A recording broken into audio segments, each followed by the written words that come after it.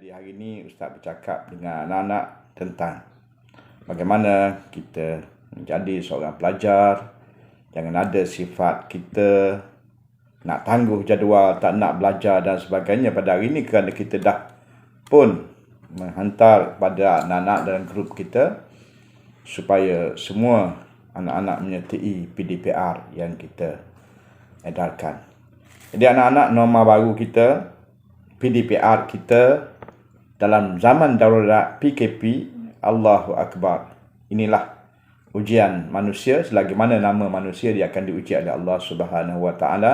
Linabluwakum ayyukum ahsanu amala, iaitu untuk menguji siapakah yang paling hebat di kalangan kamu dalam menghadapi ujian ini.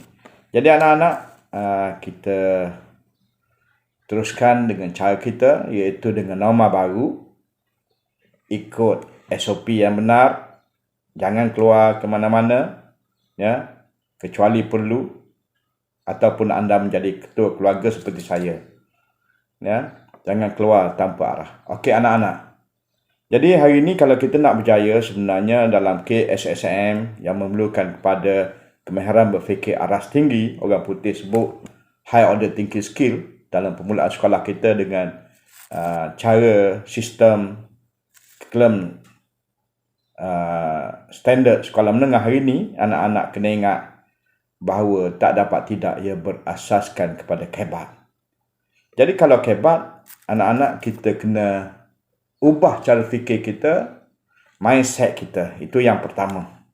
Jadi tak ada seperti dulu, iaitu menghafal fakta, kemudian tak boleh nak apply apa-apa. Jadi hari ini kita kena buat secara kreatif, berfikir secara kritis dan inovatif. Anak-anak mesti apply dalam kehidupan anak-anak apa ilmu yang kita hadapi hari ini. Jadi anak-anak, cara kita nak hadapi ini, yang pertamanya anak-anak pelan betul-betul kehidupan kita, agih jadual yang belajar kita, cara belajar kita. Paginya kita belajar Al-Quran dan kemudian 2 ataupun 3 jam bersama dengan PDPR guru. Kemudian kita kena ada belajar kendiri, ya. Anak-anak tingkatan 2, 3, 4 dan 5 kena belajar secara kendiri. Buat senarai semak, ya, ataupun cara ni kamu buat senarai tugas kamu. To-do list. To-do list. Senarai tugas kita hari ini. Dapatkan satu diary yang baik. Nak canggih pakai PalmTalk ataupun task, ya, dan tempoh bimbit, sebab semua dah ada tempoh bimbit hari ini. Ya, moga-moga kamu guna dengan cara yang terbaik. Jangan salah guna, ya. Main game, habiskan masa dengan Facebook, Twitter dan sebagainya, buat ciapan ataupun main TikTok panjangan. Gunakan untuk manfaat anak-anak. Cara yang ketiga, cari cara untuk ingatkan kita. Bagaimana nak ingatkan kita? Mungkin digital organizer, jam loceng, komputer, untuk ingatkan kita dah sampai masanya. Ya, pagi baca Al-Quran, berapa lama kita perlu menghafal, bila kena tasmik. Sebab kita 30 juzuk Al-Quran, itu misi kita kerana kita nak cari redha Allah.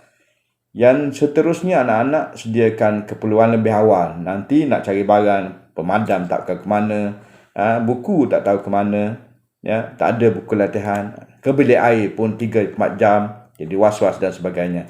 Jadi kita kena ingat, kita sebenarnya adalah seorang pelajar hebat yang belajar di ISET. Jadi oleh demikian, just do it.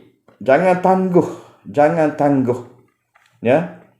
Jangan peduli apa orang lain kata. Rajin pelajar ni, ya, itu orang kata sebab dia tak tahu apa-apa. Sebenarnya kita ada tanggungjawab. Kita sayang pada bapa kita. Belajar dari kesilapan, mulakan langkah yang pertama hari ini, dengan perancangan. Jangan tunggu, ya. Sebab kalau kita tengok sendiri pun, timeline untuk darurat ini 1.8.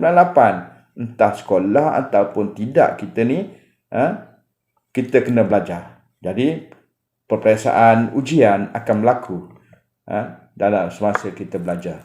Sebab itu kita kata tadi, Al-Quran dah ingatkan, linabluwakum ayyukum ahsanu amala. Mungkin pentaksiran kamu akan berubah berdasarkan masa hari ini.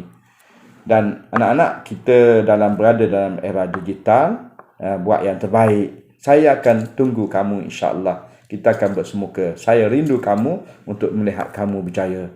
Jadi, mulakan sekarang, mulakan sedikit demi sedikit. Belajarlah anak-anak. Hari ini kita buat dengan cara yang terbaik. Ingat, reward diri kamu, rehat yang cukup, belajar yang cukup, jaga. Kalau anak-anak tu jangan pula main gadget ya, tak ada senaman. Senaman secara konsisten, paling tidak pun kita ada mainan dalam rumah dan sebagainya bersama dengan keluarga. Teruskan kejayaan anda. You adalah anak murid imtiaz yang hebat. Anak murid imtiaz, ulul albab, mesti berada dalam norma baru, cara yang hebat, pemikiran baru, pemikiran hebat. Kamu adalah generasi 21st century learning. Assalamualaikum.